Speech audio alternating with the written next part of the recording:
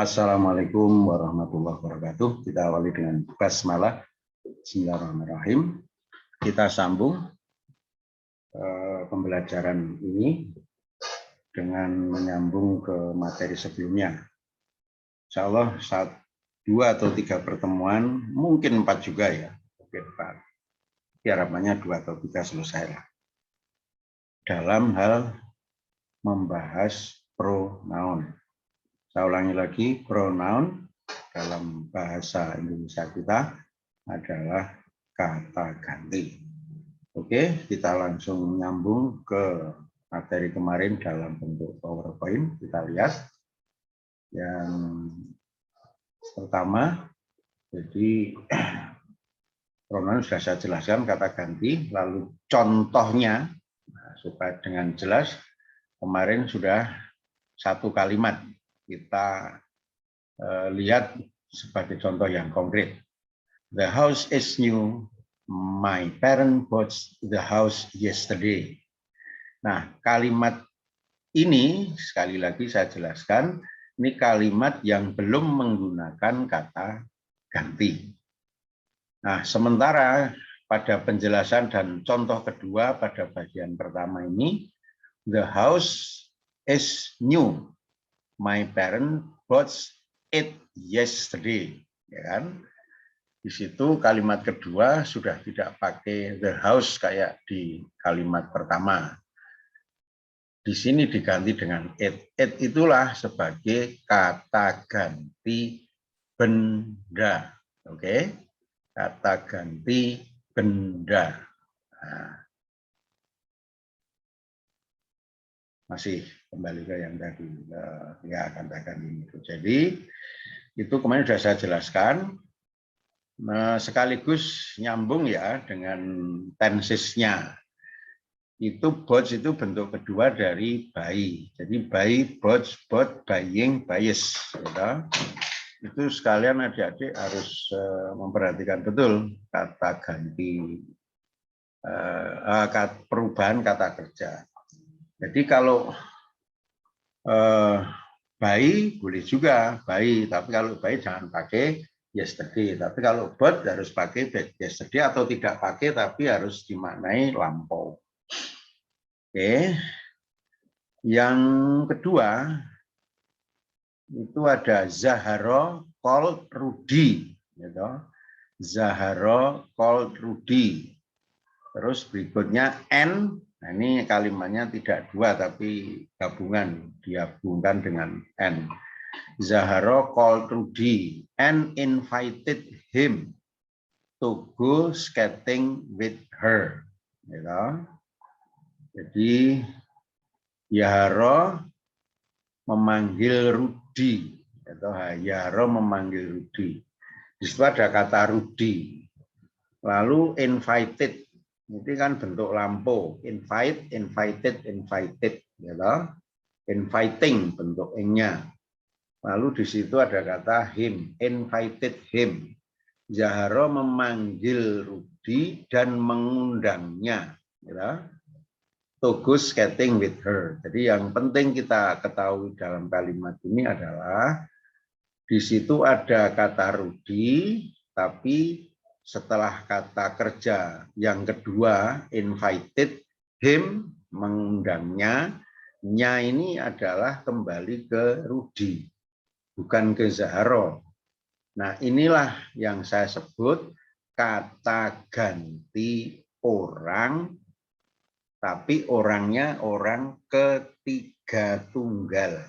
Wah, ini sudah masuk kata ketiga tunggal. Ini apa penjelasannya?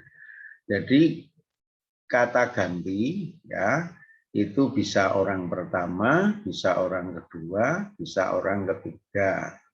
Ini perlu saya sisipi penjelasannya.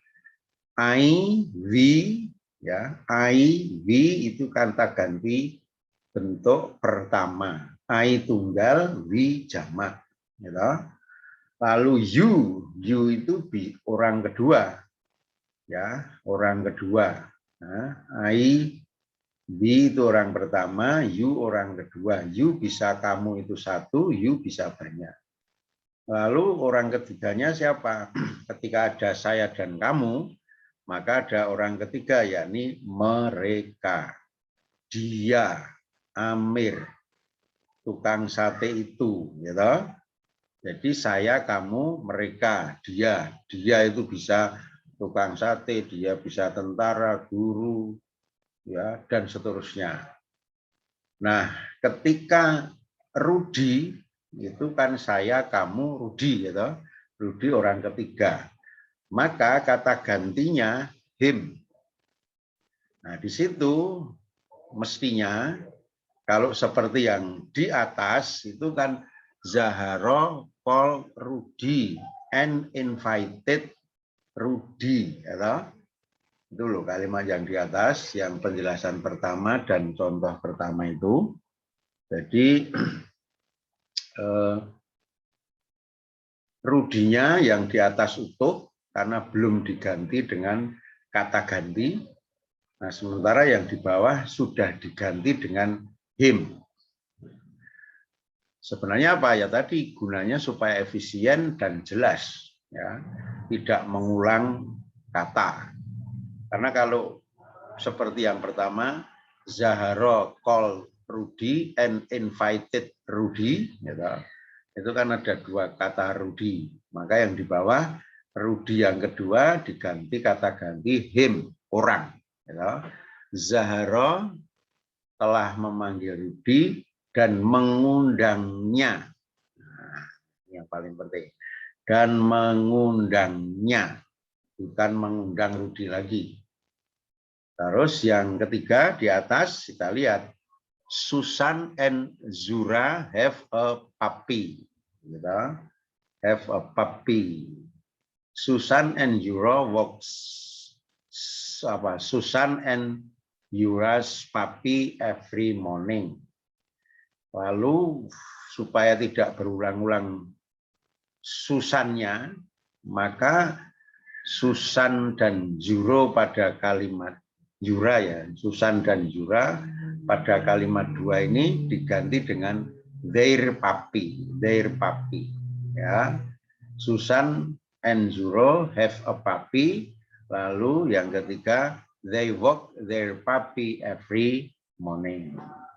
Saya kira yang paling penting kita mengerti antara posisi Susan and Zuro berubah menjadi their puppy, ya, berubah menjadi their puppy, ya. Ini yang paling perlu diperhatikan.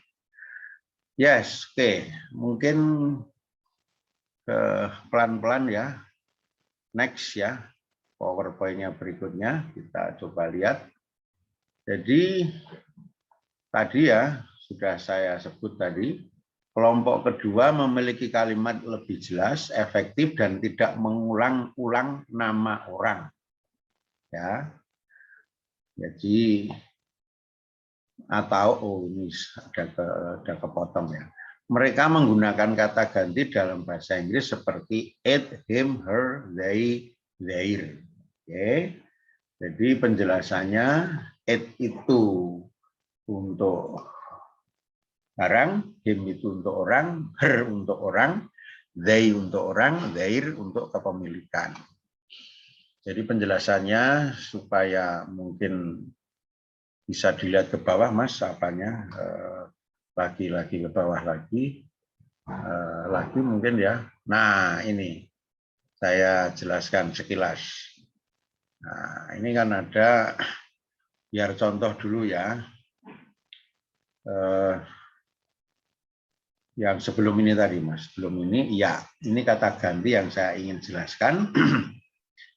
Jadi, yang besar belum saya kecilkan tulisannya. Oke, nanti kita kecilkan. Tapi pada intinya, I itu kata ganti ya untuk saya.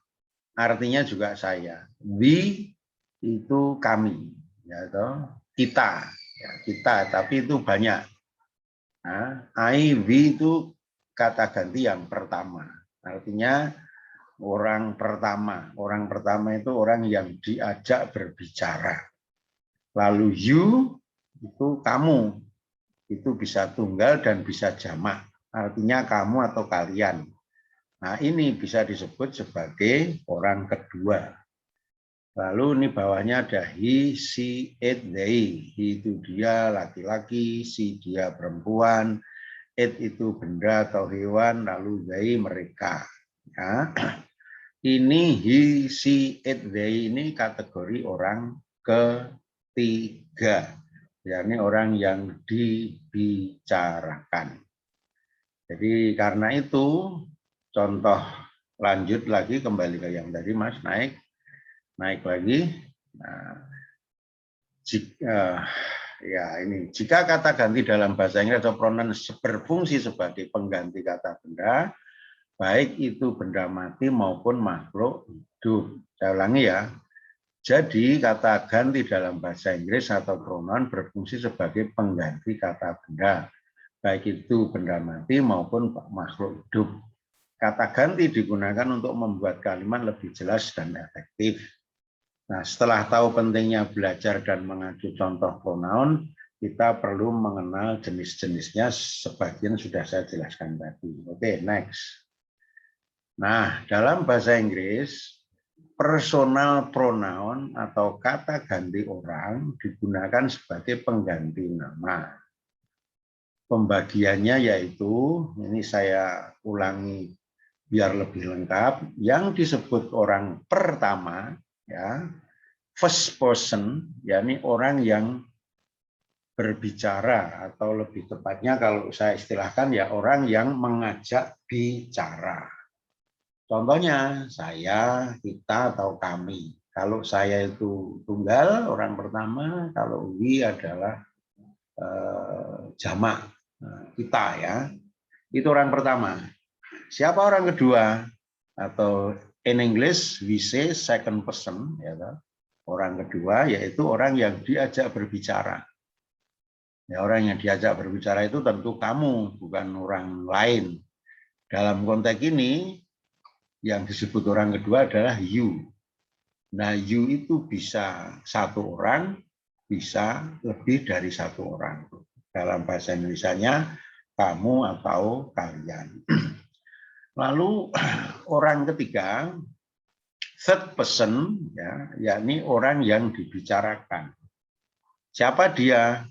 Tadi sudah saya singgung di depan, he, she, it, they, ya, itu orang ketiga, yakni orang yang dibicarakan. Yang bicara siapa?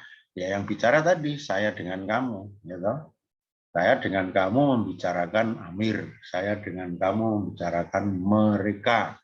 Saya dengan kamu membicarakan barang-barang baru itu. Oke, ini sementara sepertinya waktunya sudah cukup ya, supaya tidak membosankan. Pada intinya saya ulangi, ketika berbicara tentang kata ganti, maka harus perlu diketahui kata ganti orang pertama, kedua, dan ketiga. Terima kasih. Next, nanti kita sambung lagi pada meeting berikutnya. Alhamdulillah. Assalamualaikum warahmatullahi wabarakatuh.